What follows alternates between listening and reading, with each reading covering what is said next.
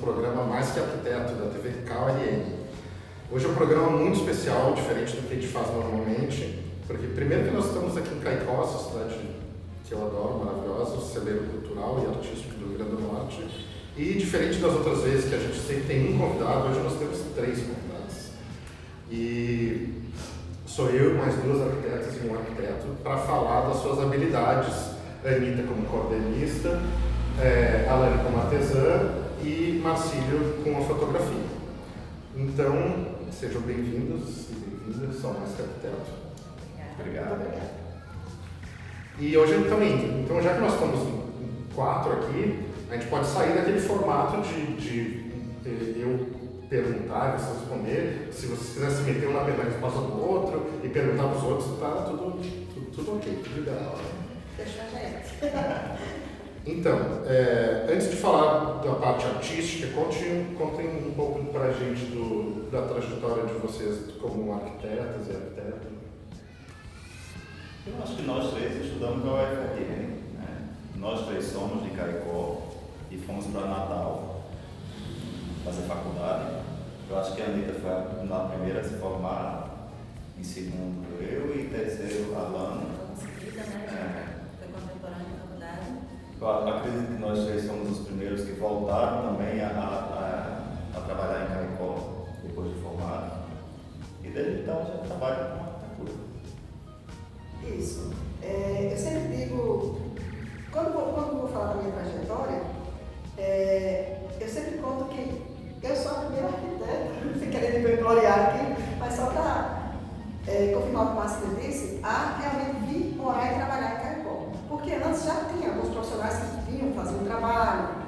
E a arquitetura aqui, vir um arquiteto trabalhar em Caicó também não é uma coisa muito antiga. Tirando a casa de Amigo Félix, que foi da década de 60, a gente só vai ver arquitetos novamente em década de 70, começo da década de 80, né? Então, mas vir e voltar, morar mesmo, trabalhar aqui, eu fui a primeira, que Marcílio, inclusive, foi meu estagiário. Temos esta passagem, Marcílio foi meu estagiário. Em Natal. Em Natal. Todos somos formados pela UFRN. Eu me formei, gostei muito da universidade, né?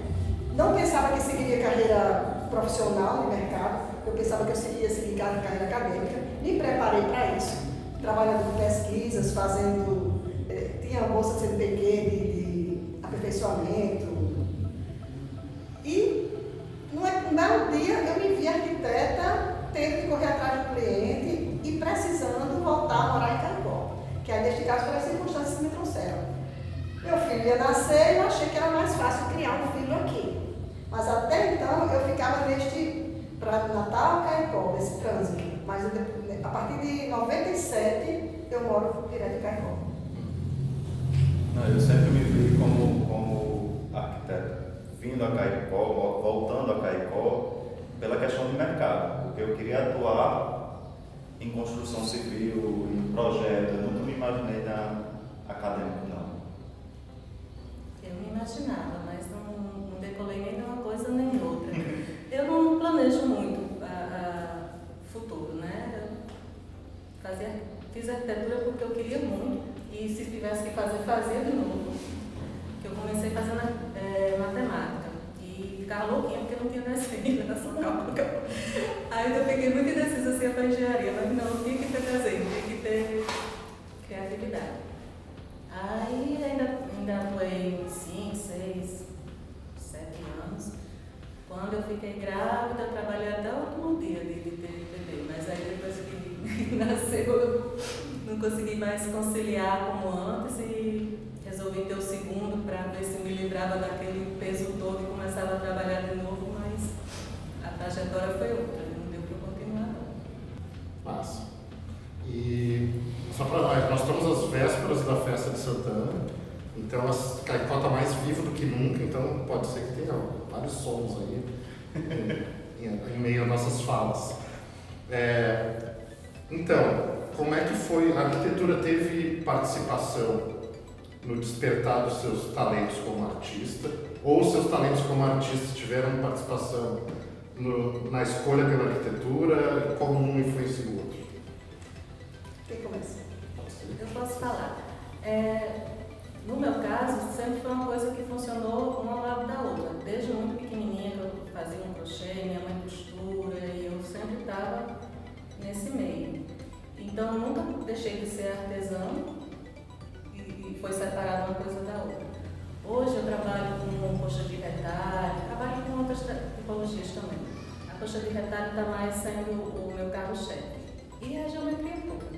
A gente usa as mesmas réguas, só que em vez da canetinha a gente usa o cortador, que é como um cortador de pizza. E é tudo medido, calculado e tem a questão das cores, né? Está sempre combinando cores e estampas. Então, para mim é uma coisa que funciona uma ao lado da outra, nunca separei não. O meu olhar como fotógrafo, que eu não me considero fotógrafo, mas gosto de fazer fotos, eu acho que veio após a faculdade, porque na faculdade tinha uma disciplina, um laboratório de fotografia. Então foi lá que despertou esse olhar, e ainda era a máquina analógica, não era máquina digital. Então você tinha um laboratório para revelar suas fotos, ver o tempo. Eu acho que desde essa época da faculdade. Mas hoje em dia, como hobby, não sei se é hobby, com a internet, com o Instagram, foi quando eu comecei a expor esse lado fotógrafo. Antes de falar de mim, deixa eu falar de Marcílio aqui, porque esse menino dizer que não é fotógrafo, a única diferença entre ser um fotógrafo e fazer o que ele faz é porque a vida dele profissional não é essa. Ele é um arquiteto que fotografa, tem um olhar super sensível, belíssimo para fotografar, tanto a parte construtiva como pessoas, como o sertão. É maravilhoso. Você é fotógrafo, sim, muito embora não faça isso como profissão. No meu caso, o meu caso é o cordel. Então o cordel surgiu lá na minha infância. Eu digo que eu aprendi a ler, se não a ler, mas pelo menos a fazer uma leitura mais regular com cordel. Isso lá pelos meus 5, 6 anos de idade. Então assim, o cordel, que sempre foi presente aqui na minha vida, mas como leitora, eu também não pensava que eu iria aprender a fazer. Mas ler o cordel, isso é desde muito antigo. E assim, quando eu resolvi fazer cordel, eu queria simplesmente, fui fazer uma oficina para fazer cordel aqui na Casa de Cultura, dado pelo mestre Djalma, que faz isso anualmente e gratuitamente para quem quiser aprender cordel, a fazer o cordel. O que eu queria era aprender como se lê. Era uma questão de estudo. Não pensei que eu fosse capaz de produzir cordel. Mas já no início, o mestre Djalma disse: você consegue, você faz, você sabe fazer. E ele disse, e eu caí na besteira de acreditar. E então eu comecei realmente a fazer. E já tenho um cordel publicado. E já enveredei um pouco mais adiante do que isso, que fui chamada para revisar cordéis. Não cordéis, ou livros em linguagem cordelística. Que inclusive eu até trouxe aqui, eu mostrarei mais adiante. E como é que foi? O cordel influenciou para escolher arquitetura?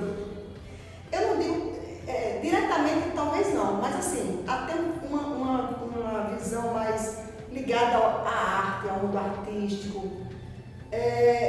Você lê um cordel, que é uma obra basicamente para você ler, você falar, é oral, basicamente, é escrita, mas o oral é muito presente, você lida muito com a imaginação. Você vai imaginando tudo, vendo os cenários. Então, de uma certa forma, você educa o olhar para a criatividade, para a sensibilidade. Então, nesse sentido, eu diria que sim. E de onde vem a inspiração do processo criativo de vocês? Tem alguma pessoa que inspira, ou alguma situação? No meu caso, eu diria que não tem um fator determinante específico, não. Eu posso fazer, você pode me dizer: eu queria que você fizesse sobre determinado, me encomendasse sobre determinado assunto, por exemplo. Mas, como eu não trabalho com isso não é minha profissão também, é um lazer. Mas você pega encomenda? Hoje eu fiz uma, não foi um cordel. Não fiz, mas geralmente também não é cobrado, então não é uma profissão. não é um meio de vida. Quando é uma encomenda, e até porque eu não tenho tempo, não é um cordel, porque um cordel são 32 estrofes, é um livreto. e tal, mais fácil, de vez em quando alguém Você escreve. conhece toda aquela linguagem? Conheço. Aprendi, sim. Lance do galope à beira-mar, daquilo ali. Na realidade, a gente aprende isso tudo, só que acaba se Quando especializando. eu tomar uma aula com um mestre de jornal também, pra você. Vá, é muito bom. Eu garanto que você é muito bom. Porque É pra mim é terapêutico, é gostoso de fazer. E assim, e também é uma coisa que quando a gente começou, quando o Djalma começou a fazer essas oficinas, é como se fosse uma coisa do passado, uma coisa dos nossos avós. Ah, eu lia quando criança, meu pai lia. Não, hoje você vê, tem crianças fazendo. E está tendo uma renovação muito grande. Então está tendo um resgate da cultura e do cordel aqui na cidade. No meu caso, eu acho que não é uma encomenda, é o olhar. Às vezes alguma cena me chama a atenção e eu quero fotografar aquela cena. Às vezes é um segundo, quando eu vejo, já não dá mais para fazer a foto. Então, e a gente quando faz o curso, a gente treina muito o olhar. isso. Porque eu me formei em 2000, né? Faz 22 anos. E eu nunca consigo olhar do jeito que eu olhava antes do curso. A gente fica treinado. Você viu aquele defeitinho ali? Criatura, quando eu entro, eu vejo todos os defeitinhos. Eu não vou sair dizendo, mas tudo que não está alinhado, não está ajustado, você também deve ser assim, você também é assim. Não é porque a gente quer, não. Você é treinado naquela configuração e fica pro resto da vida, como uma coisa impressa a fogo. Você não consegue mais olhar as paisagens do mesmo jeito, não é? O enquadramento, a composição, o equilíbrio. Mas eu não sei determinar assim, o que é que vai me chamar a atenção, aquele olhar ali não, é uma coisa espontânea. Agora, no meu caso, eu falei da encomenda como um exemplo, que tem vários fatores. Mas pode ser, eu queria que, eu quero falar sobre tal coisa, então eu vou falar sobre determinada coisa. Eu posso escolher, então tem N fatores e N jeitos de chegar lá. E tem pessoas que vocês admiram, assim, no cordel, nas artes plásticas, na fotografia? Tem, claro que tem. No cordel, por exemplo, aqui no estado, a gente tem um dos maiores cordelistas vivos no Brasil, que é Antônio Francisco de Mossoró, já tem 70 anos. Ele é muito bom e assim, ele vive conforme a arte que ele escreve, o modo de vida dele. Ele é uma pessoa interessante, até para você conhecer, é uma pessoa interessante.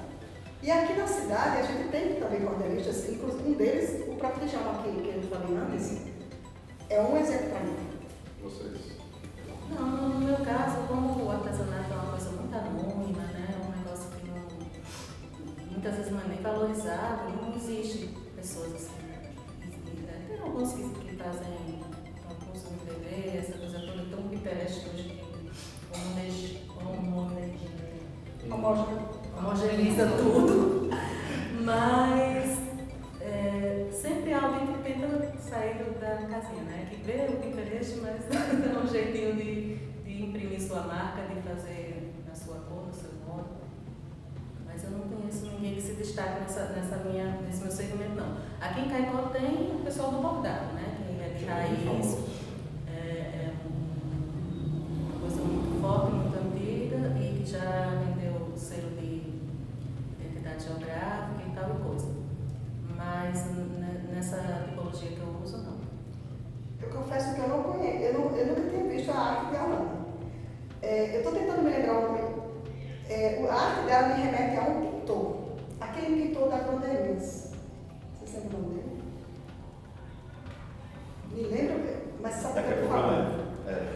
Me lembra ele. Assim, quando eu olho para a arte dela, e a gente falando aqui, no meu caso, a minha arte é oral, mas entre esses dois, a gente só falando, vocês não têm a ideia do que a gente está falando.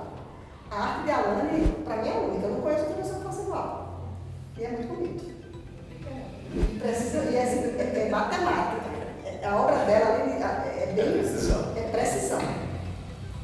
Eu tenho dificuldade que eu não consigo fazer nada aleatório. Eu já falo assim, eu acho muito bonito. Obrigada. Eu gosto daquela que é bem misturada. Já fui. Tem que ter uma ordem, Às vezes eu consigo, na desordem, aí ela diz, você conseguiu, não, confira aqui. Tem uma sequência. Não funciona bem no juízo. Vai pular, vai fugir da... Não tem um mestre Sebastião Salgado, que eu acho que é nosso maior representante na fotografia mundial, né? Não é só nacional, é mundial. E o preto e branco dele não existe. E tem algum cordel, alguma arte, um artesanato, alguma foto que vocês fizeram que seja, que tenha um sentimento especial para vocês, uma importância? Não é um sentimento. Tem uma foto minha Que você Santana, se orgulha. Santana passando na procissão, que eu fiz dessa porta da casa que a gente está sendo entrevistado. E ela é muito compartilhada, muito, mas muito. Eu acho que 1% não sabe que foi eu que fiz aquela foto. Mesmo quando a pessoa compartilha que não está me dando os créditos, mas eu me sinto lisonjeado. Me sinto lisonjeado. Eu gosto muito porque quando a gente trabalha no patchwork, a gente fala que faz o bloco, né? E esse bloco se repete, dependendo da posição, se é simétrico ou não, dá vários formatos diferentes. Tem um bloquinho que eu gosto dele particularmente, chama Cabana Vitórias, traduzindo para... porque a maioria da influência é americana, né? Traduzindo para cá, para o português. Esse bloco surgiu no período da Guerra da Secessão. Os homens iam para a guerra, as mulheres não tinham muito o que fazer, aí rasgavam tiras e iam emendando à beira da lareira, e tem toda uma história que no centro do bloco tem que ter uma cor quente, um laranja, vermelho, amarelo, e metade do bloco você faz com cores claras e a outra metade com cores escuras para simbolizar esse calor e tal e coisa. Eu depois mando umas fotos. A montagem tem vários tipos, fica muito bonita, e durante esse período da guerra, né, contra os abolicionistas, quem era abolicionista, em vez desse bloquinho, desse quadradinho quente no centro, colocava preto. E aí deixava no varal, deixava na janela, e era uma simbologia, né, para o escravo fugido saber que ali tinha um abrigo. Não tem nada a ver com a nossa história. Muitas pessoas me cobram isso. Alane, faça alguma coisa que remeta à cultura aqui de Caicó. Aí termina na Xanana e no carro. Eu não consigo. Para mim não faz sentido, então não me emociona, eu não faço. Um dia talvez eu encontre essa tradição de Caicó e coloque nos tecidos. Mas eu acho muito bonita essa história, por esse acolhimento, e faço muito essa coxa. Ela fica muito bonita, para homem e para mulher dá muito certo, eu gosto muito de fazer ela. Inclusive eu estou fazendo uma agora. Depois eu mando umas fotos para vocês acrescentarem. Interessante, eu não fazia ideia disso. Eu só vi a composição. Eu achava que era só uma composição. Sem tudo isso aí que você falou por trás. Não, alguns blocos têm essas histórias, sabe? Eles têm nome. Se você for além, né, como eu disse, e além da figurinha do Pinterest, estudar um pouquinho, até para poder você dominar o bloco, fazer ele com mais ousadia. Mas tem essas historinhas, é bacana. Quando você gosta de uma coisa, você estuda, você cozinha, você quer saber, né? Tem esse para ir além. E tu? Agora a pergunta é Um cordel que tu fez que eu gosto. Um cordel que tu fez que te orgulha. Olha, na realidade, eu trouxe aqui para mostrar a minha primeira publicação, meu primeiro cordel, né? Que é isso aqui, que quando a gente termina a oficina, quando a gente publica um cordel, e diz que então, pronto, agora eu sou formada pela oficina de cordel, eu posso ser considerada cordelista. Da minha maneira, sei fazer, mas não é, como falei, não é uma profissão. E se você fizer a oficina todinha, aprender tudo e não publicar, você não tem isso. Inclusive ganha um certificado e tal. E foi com esse aqui que eu me formei, que se chama Amores de Internet, um romance do século XXI. Posso ler um pouquinho? Pode. Eu vou escolher aqui. Só um pouquinho, porque realmente são muitas estrofes. Eu disse o seguinte, lá pelo meio já, tá? Tem uma história rolando antes. Como um príncipe encantado dos seus livros de menina, um dia surgiu na tela, qual estrela matutina? Um moço gentil, audaz, livre, volátil, fugaz, bagunçou sua rotina. Dizendo coisas bonitas, veloz como um pé de vento, iluminou seu sorriso, coloriu seu pensamento. Como letra de canção, invadiu seu coração, sem o seu consentimento. Tudo bem. Anitta, e a capa, vocês também fazem? Essa capa do meu aqui foi um estilogravador lá de Natal, já que são Campos. Mas tem os meninos aqui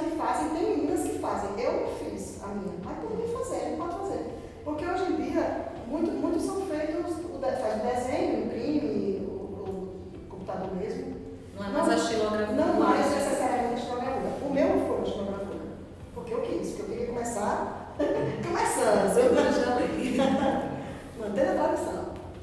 Bom, Anitta, Alane, Marcílio, eu queria agradecer muito Que bom.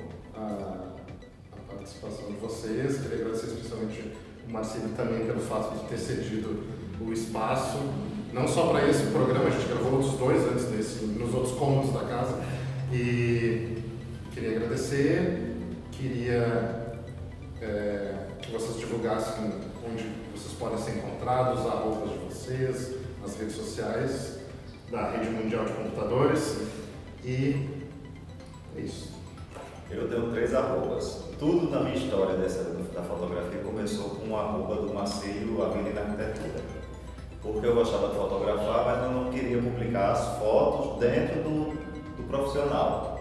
Então, principalmente fotos de viagem, eu adoro viajar. Aí foi quando surgiu o Eu no Mundo, arroba eu ponto no mundo, que tinha as fotos de viagem. Só que o Eu no Mundo já achava que não comportava as fotos do sertão. Aí por isso que surgiu o Eu no Sertão. São 3 Instagrams diferentes. Eu sou sócia cooperada da Coasa, que em funcionamento é a cooperativa mais antiga aqui do estado. Ela é de 1978. Então eu exponho lá para vender, exponho e vendo, e agora com a abertura da Casa do Tesão, a gente também tem um boxzinho lá onde tem peças para vender. E redes sociais. Arroba Alane Fabíola, é tudo misturado, não sei não. Eu duvido. Sou organizada, não, até porque eu não sou muito de rede social, aí não sobrecarrego. No meu caso, eu tenho um perfil profissional junto com minha sócia, com o Dione, mas não tem nada de cordão lá, é profissional. Mas já Que fica a é dica. Anitta Alves, Dione Pontes, deixa eu ver, Anitta Alves, Dione Pontes.arc. Eu tenho um pessoal que às vezes eu coloco alguma coisa de cordel. Mas assim, aqui em Caicó você encontra cordel na Casa de Cultura, que tem sempre evento de cordel. E quando tem evento, tem cordel à venda. Não tem um lugar específico para você comprar o cordel. No mercado talvez tenha, mas não tem. Acho que isso ainda está em falta. Não temos isso. Agora. Lá em Antônio Neves, no seu de Antônio. É do mercado, né? Não, ele agora está. Ele saiu? Saiu, ele está na Seridó, ali perto da torrefação. Não sabia. Mas tem que trabalha no mercado, era lá que eu estava dizendo. Agora, eu acho que a partir de agora eu vou criar um perfil para o cordel. Uma arroba. Eu não vou Já botar devia, cordel. já. Eu não tinha pensado nisso ainda. Mas eu acho que dá para criar realmente. Porque eu começo a misturar muitas coisas. Eu boto uma vez meio no pessoal mesmo, no Anitta Alves, o arroba Anitta Alves. Mas fica muito um pouco organizado, né? Um pouco profissional. Bom, então, obrigado mais uma vez, obrigado pela audiência de vocês. Esse programa fica gravado, podem indicar para os conhecidos, para os amigos familiares de vocês. Boa noite, até o próximo Mais um Quarteto, que a gente vai encerrar de uma forma especial com a Anitta, de novo, recitando um cordão. Então, primeiro, eu queria agradecer, então, é uma honra estar aqui mais uma vez participando de alguma coisa junto ao CAL, porque assim, eu sempre participei de entidades. Fosse no Centro Acadêmico de Arquitetura, já fui do IAB, já fui conselheiro estadual do CAL. Então, eu gosto de entidades, eu gosto de quem está junto com a coletividade, defender a coletividade, né? Deixa eu procurar aqui. Eu trouxe uma peça que nem está finalizada, porque eu não estou dando muita conta. Mas eu estou gostando muito de fazer esse bloquinho e estou repetindo muito ele. Uma toalhinha de mesa. Uma montagem em viés. Eu estou com um projeto em andamento, estou dizendo aqui para vocês em primeira mão. O projeto é fazer receitas sertanejas em formato de cordel. E escolhi aqui para falar para vocês o nosso xodó da nossa culinária regional, que é o filhote com mel. Eu disse o seguinte: pega uma panela média, despeje o leite, o sal e vá prestando atenção. Tem bolhas na lateral? Jogue a farinha de trigo, mexendo até o final. Quando o fundo da panela já começa a se mostrar, apague o fogo, reserve, pois é hora de moldar. Vá modelando com as mãos e depois é só fritar. Fazer mel de rapadura não carece de habilidade. Pique o produto do brejo, cubra com água à vontade, deixe amolecer um pouco, leve ao fogo na verdade. Coloque especiarias, se quiser, bem temperado. Cravo da Índia, erva doce, tudo isso é planejado. Por fim, casca de laranja. Leve ao fogo moderado. Retire do fogo, coe, se quiser, deixe esfriar. Coloque o filhote na taça, cubra com mel para adoçar. A iguaria já está pronta e coma até se fartar.